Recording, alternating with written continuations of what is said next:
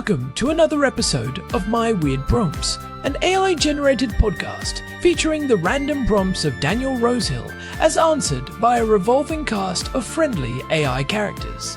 Join us for deep dives into AI, technology, and whatever other random thing Daniel finds fascinating today.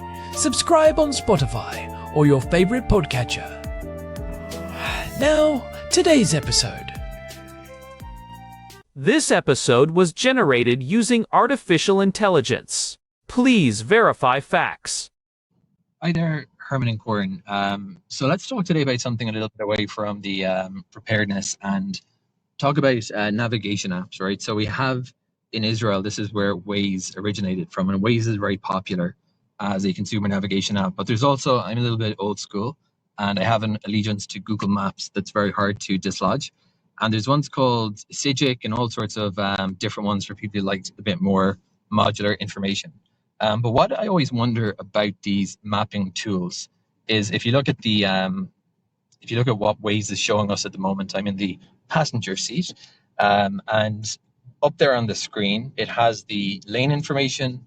It's showing there's a 5-lane road, and as we drive, as we update our position, it's updating the lane information and showing the turning lanes.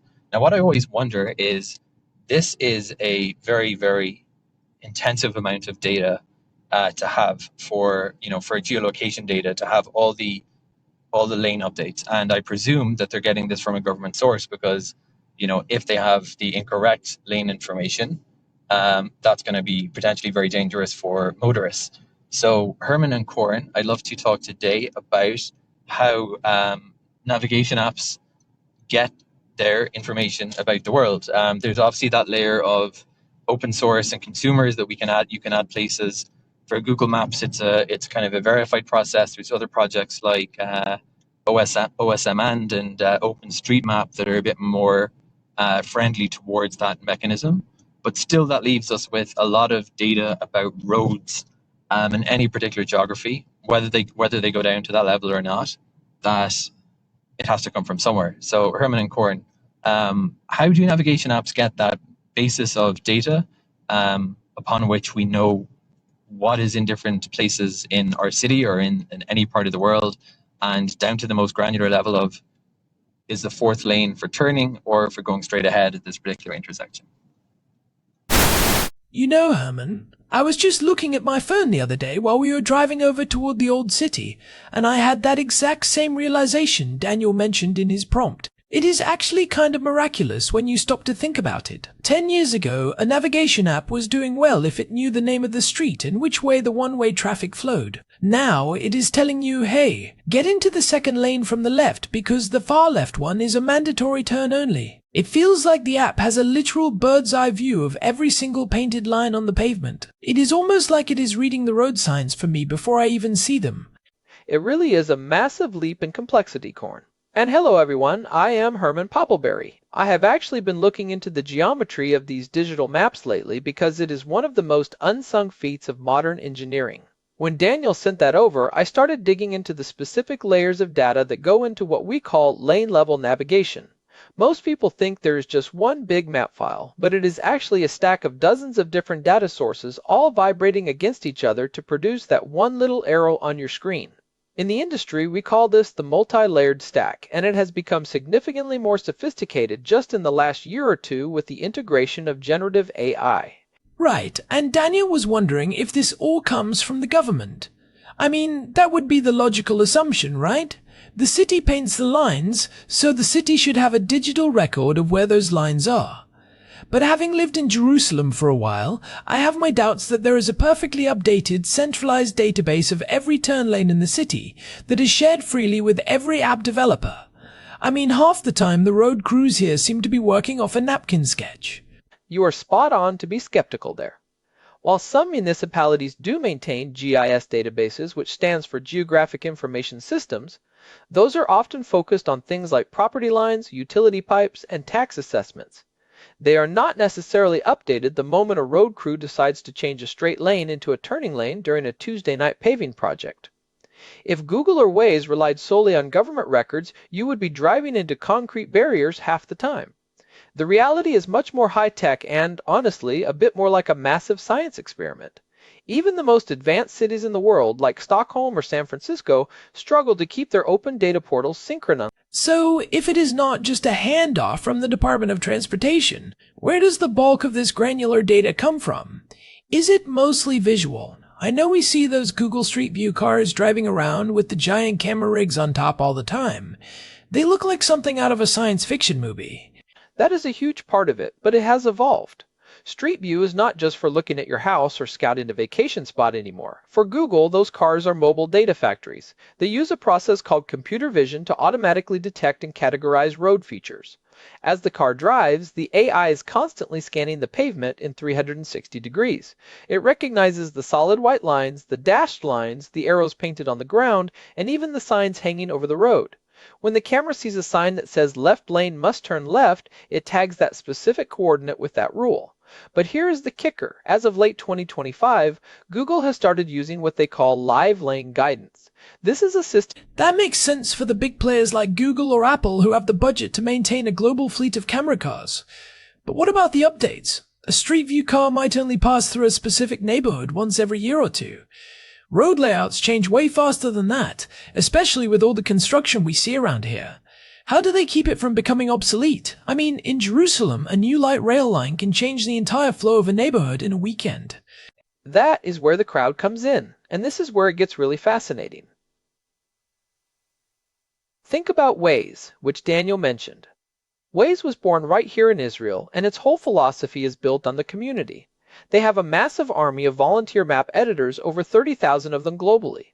These are not employees. They are enthusiasts who treat map editing almost like a massive collaborative video game. If a user reports a map error, or if the app detects that people are suddenly driving in a way that does not match the map, these editors dive in. They can look at anonymized GPS traces and see, wait, everyone is suddenly shifting 3 meters to the right at this intersection. There must be a... Wait, let's talk about that GPS trace idea. That sounds like a second-order effect that most people would never consider. You are saying they can infer the number of lanes just by looking at the breadcrumbs left by thousands of drivers? That feels like magic. It is a statistical approach to mapping. Imagine you have 1,000 cars driving through a big intersection. If you plot all their GPS coordinates on a map, you will see distinct clusters. Even though consumer GPS has an error margin of a few meters, when you have enough data points, the noise cancels out. You will see 3 distinct lines of cars moving straight and 1 distinct cluster of cars that always veers left. The software looks at those clusters and says, okay, statistically, there is a 99% chance there are 3 through lanes and 1 dedicated left turn lane here. This is called map matching. The system snaps your GPS position to the most likely lane. That is incredible. So, even if they never sent a camera car there, the users themselves are effectively painting the map with their movement. It is like a digital version of those cow paths you see in bogs, where the grass is worn down because everyone takes the same shortcut. The data follows the behavior. That is a perfect analogy. And it is not just the position, it is the velocity too. If the cars in the rightmost cluster are consistently moving at 10 kilometers per hour, while the cars in the middle are moving at 50, the system can infer that the right lane is likely a turning lane or a slow-moving exit ramp. This kind of sensor fusion taking GPS, speed, and heading allows them to build a very high-fidelity model of the road without ever actually touching the asphalt. And since we are in Jerusalem, we have to talk about Mobileye. They are a massive player in this space. Their system, called Road Experience Management or REM, uses the cameras already built into modern cars to harvest what they call semantic road data. I want to go back to what Daniel said about the danger of getting it wrong. He mentioned that if the lane information is incorrect, it could be dangerous for motorists. I can see that. If I am in a tunnel or a complex multi-level interchange and the app tells me to be in the far right lane, but that lane actually exits toward a different highway, I might make a sudden dangerous maneuver to correct it. How do these companies verify that the AI or the GPS traces haven't hallucinated a lane that isn't there? Verification is the hardest part of the whole process. Google, for example, uses a multi-layered verification system. They compare the computer vision data from the Street View cars against satellite imagery. Now, satellite imagery isn't great for seeing individual painted lines because of trees or shadows, but it's great for verifying the overall width of the road. If the computer vision says there are 5 lanes, but the satellite image shows a road that is only 10 meters wide, the system flags it for a human reviewer. They also use what is called ground truth testing, where they send dedicated teams to drive specific routes to ensure the AI is not making things up. But the real shift lately has been toward generative AI models like Gemini. And what about companies that don't have their own satellites or fleets of cars? Daniel mentioned Sigic and OpenStreetMap. How does an open source project like OpenStreetMap compete with $1 trillion company in terms of lane level accuracy? It seems like a David and Goliath situation. OpenStreetMap is the Wikipedia of maps, and its accuracy is actually staggering in many parts of the world. It relies on people like you and me who are willing to go out and manually tag things. There is a whole community of mappers who use specialized tools to add lane data. They might use a GoPro mounted to their dashboard and then use open source tools like Mapillary to extract the lane counts. But there is a new player in town that Daniel might find interesting, the Overture Maps Foundation. This was started by Meta, Amazon, Microsoft, and TomTom. They realized that no single company, not even Google, can map the entire world perfectly, so they are building an open, interoperable map. In 2025, HERE Technologies. I have heard that name before. They're one of the big ones that most people have never heard of, right? They seem to be the backbone for a lot of car manufacturers. Precisely. HERE was formerly known as Navtech, and they are now owned by a consortium of German car makers like Audi, BMW, and Mercedes. They are the ones who provide the maps for the built-in navigation systems in millions of luxury cars. Their focus is almost entirely on what they call HD maps, or high-definition maps. This goes way beyond what you see on your phone. These maps have centimeter-level accuracy. They don't just know there is a lane, they know the exact curvature of the curb, the height of the guardrail, and the precise location of every traffic light. This is the foundation for autonomous driving. If a car is going to drive itself, it needs to know exactly where the lane is, even if the lines are covered in snow. Why do they need that level of detail? Is it just for the fancy graphics on the dashboard? It seems like overkill for a human driver. No, it is for the future of driving. Autonomous and semi-autonomous vehicles cannot survive on the kind of maps we use on our phones. A self-driving car needs to know exactly where it is in relation to the lane lines because its own sensors, like LiDAR or cameras, might be obscured by snow, rain, or a large truck driving next to it. The HD map acts as a secondary source of truth.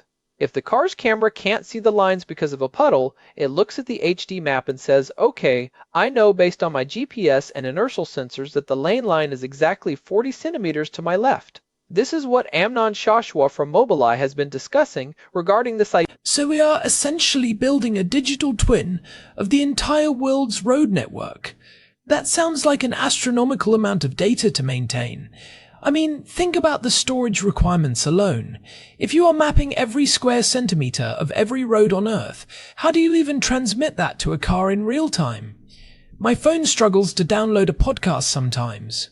You don't send the whole thing at once. It is tiled. Just like when you zoom in on a web map and it loads small squares of data, these HD maps are broken into tiny high-density tiles. The car only downloads the tiles for the immediate area it is in and the path it is planning to take, and the data is highly compressed. Instead of sending an image of the road, they send vector data, basically mathematical descriptions of the lines. A line isn't a billion pixels, it's a series of coordinates and a formula for a curve. This allows the car to reconstruct a three-dimensional model of the road on the fly using very little bandwidth. That makes it much more manageable, but it still brings us back to the freshness problem. We've talked about the construction in Jerusalem. If a new roundabout appears overnight, as they often seem to do here, how long does it take for that to propagate through the system? I remember once we were driving to Tel Aviv, and Waze knew about a road closure that had happened only 20 minutes prior. It felt like the app was psychic. That is the power of the real-time feedback loop. When you are running Waze or Google Maps, you are not just a consumer of data, you are a sensor. If the app sees 100 cars suddenly stopping at a point where there is no traffic light, it assumes there is an obstacle or an accident. If it sees cars taking a detour that isn't on the map, it starts to investigate. The system can actually update the routing for other users in seconds, even if the visual map hasn't been redrawn yet. The lane level stuff takes a bit longer because they want to be sure before they tell someone to move over, but even that is moving toward real time. With the new AI models, they can now process these changes in minutes rather than days. They call it dynamic mapping, and it is the holy grail. It's interesting how this has changed our relationship with the world around us. I feel like I'm less observant of the actual road signs sometimes because I'm so focused on that little blue line on my screen. There is a certain level of trust we've developed. But as Daniel pointed out, if that trust is misplaced, it can be a real problem. Have there been many cases where lane-level errors cause significant issues? I worry we are losing our ability to navigate without a screen.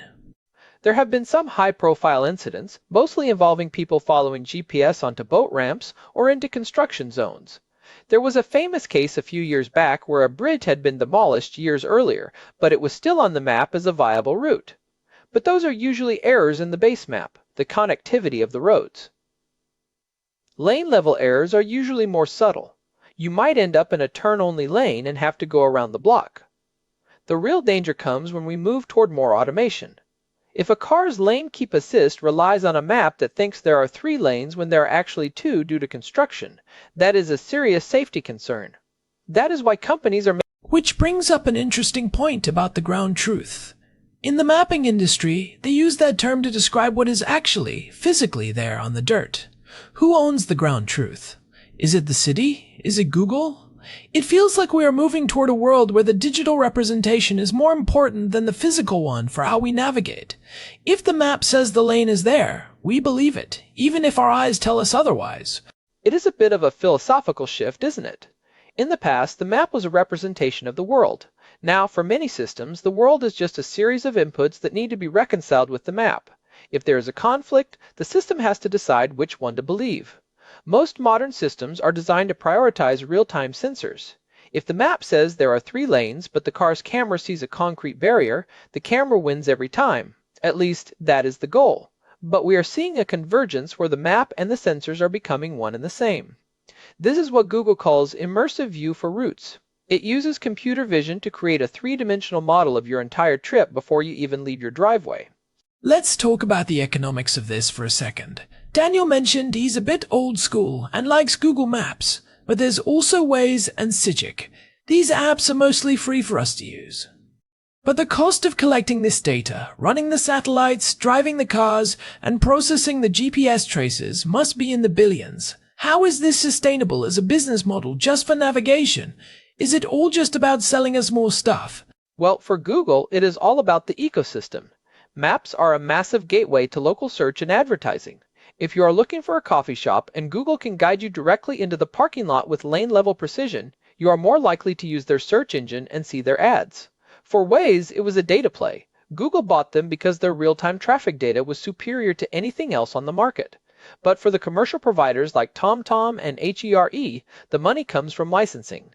Every time a car manufacturer puts a navigation system in a vehicle, they pay a licensing fee for that map data. And those fees are significant because the car companies are essentially outsourcing the hardest part of the software to the experts. So it's a classic case of, if you're not paying for the product, you are the product, or at least your data is. By using these apps, we are providing the very data that makes them valuable. We are the ones counting the lanes for them just by driving over them. It is a bit of a symbiotic relationship, but it also feels a little exploitative if you think about it too hard. Exactly. It's the ultimate crowdsourcing project. Every time you drive to work with your navigation on, you are helping refine the map for the person driving behind you. You are confirming that the lanes are still there, that the speed limit is still 60, and that the turn lane hasn't been blocked off. It is a massive, global, silent collaboration. But you are right about the privacy implications. If they are looking at my GPS traces with such precision that they can tell which lane I am in, they essentially know my exact path through the world. I know the data is anonymized, but with that level of granularity, is it really possible to keep it anonymous? That is a major point of debate in the industry. Most companies use what they call differential privacy or other techniques to scrub the data. They might strip off the beginning and end of a trip so they don't know exactly which driveway you started in. They also aggregate the data so they are looking at the behavior of 1,000 cars, not just yours. But as the maps get more detailed, the data we provide to them becomes more revealing. In 2025, new regulations in Europe and parts of the United States started requiring companies to be much more transparent about how this lane-level telemetry is stored. It is the price we pay for never getting lost again, but it is a price we should keep an eye on. It's a trade-off I think most of us have subconsciously accepted. I mean, I remember the days of printing out MapQuest directions and trying to read them while driving. That was arguably much more dangerous than any lane-level GPS error. Or trying to unfold a giant paper map while navigating a roundabout in a foreign country.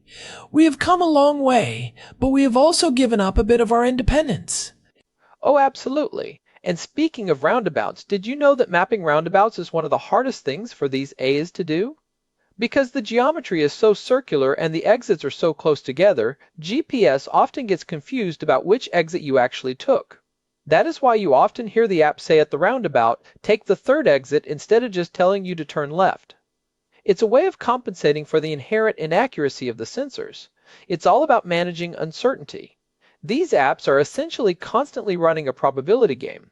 They are saying, I am 80% sure he is in the left lane, but if he doesn't turn in the next 50 meters, I'll have to revise that to 20%.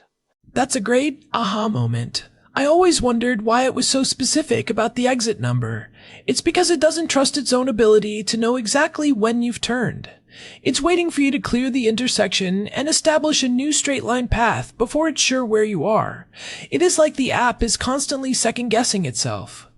Precisely. It's a dynamic, living model. So, to summarize for Daniel, the data comes from a massive fusion of sources. We've got the mobile camera fleets like Street View, the statistical analysis of millions of GPS traces, the dedicated army of volunteer editors in communities like Waze and OpenStreetMap, and the high-end commercial data from companies like HERE and Mobileye that map the world for autonomous cars. And now, we have the Overture Maps Foundation bringing it all together into an open standard. It's not just one source, it's a global web of information that is constantly checking and correcting itself. It really makes you appreciate the sheer scale of the operation. Every time I see a lane must turn left sign now, I'm going to think about some AI somewhere scanning that image and updating a database so that I don't miss my turn. It's a lot of work just to help me get to the grocery store, but it is work that makes our modern world possible. Herman, I think we've thoroughly explored the how and why behind those lane markers. It's a lot more than just lines on a screen. It definitely is. And before we wrap up, I just want to say, if you're enjoying these deep dives into the weird prompts Daniel sends our way, we'd really appreciate it if you could leave us a review on your podcast app or on Spotify. It genuinely helps other curious people find the show, and we love reading your feedback. We are always looking for the next rabbit hole to jump down. Yeah, it really does make a difference. And remember, you can always find us at our website, myweirdprompts.com. We've got the full archive there, plus a contact form if you've got a burning question or a weird prompt of your own that you want us to tackle. We might even feature it on a future episode. This has been a fun one. Thanks for the prompt, Daniel. It definitely made me look at my navigation app a little differently during the drive today. I think I'll be a bit more patient the next time it tells me to stay in the middle lane. Same here. Alright everyone, thanks for listening to my weird prompts. We'll be back next week with another exploration of the obscure and the interesting. Until then, keep questioning the world around you, even the parts you see every day on your phone screen. Herman Poppleberry, signing off. Take care everyone, and stay curious. And Corn too. Catch you later and have a good one. Goodbye. Bye. This episode was generated using Gemini Flash 3. Text-to-speech engine was Chatterbox Turbo. Thanks for listening to another episode of My Weird Prompts, an AI-generated podcast featuring Daniel Rosehill's AI prompts, as answered by a revolving cast of friendly AI characters including me, Cornelius the Sloth. Subscribe on Spotify or visit myweirdprompts.com.